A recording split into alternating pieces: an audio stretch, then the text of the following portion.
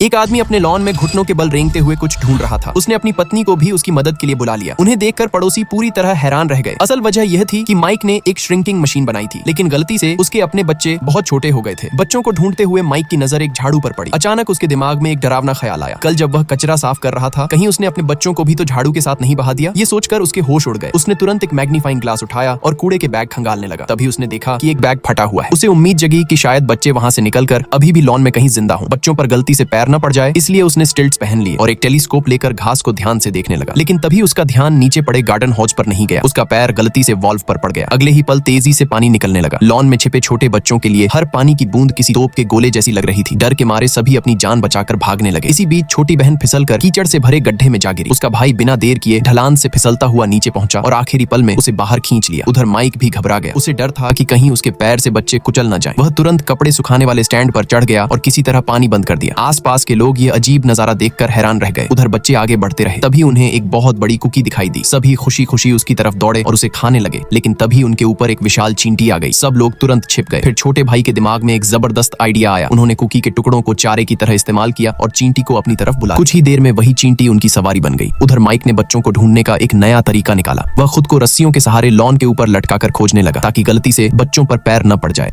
लेकिन इससे तलाश बहुत धीमी हो गई। आखिरकार उसने अपनी पत्नी को फिर से मदद के लिए बुलाया। तभी यह अजीब नजारा एक पड़ोसी की नजर में आ गया। उसने लापरवाही से अपनी जलती हुई सिगरेट लॉन में फेंक दी। खुशनसीब थे कि घास पर अभी अभी पानी डाला गया था, वरना बहुत बड़ा हादसा हो सकता था। रात होने पर बच्चे एक बड़े खिलौने वाले ब्लॉक के अंदर घुस गए और वहीं सो गए। लेकिन अगली सुबह अचानक जमीन जोर जोर से हिलने लगी। चारों तरफ तेज हवाएं चलने लगी। बच्चों को समझ ही नहीं आया कि आखिर हो क्या रहा है। उन्हें नहीं पता था कि उनका दोस्त लॉन मोवर चालू कर चुका है। सभी घबराकर पास की एक सुरंग में भाग गए। उन्हें लगा कि वहां वे सुरक्षित रहेंगे, लेकिन तभी उनकी किस्मत ने उनका साथ छोड़ दिया। लॉन मोवर धीरे धीरे उनकी तरफ आया और ठीक सुरंग के ऊपर आकर रुक गया। अब बच्चे पूरी तरह फंस चुके थे। सच सच बताना, अगर तुम इतने छोटे हो जाते तो सबसे पहले क्या करते? कमेंट में जरूर बताना।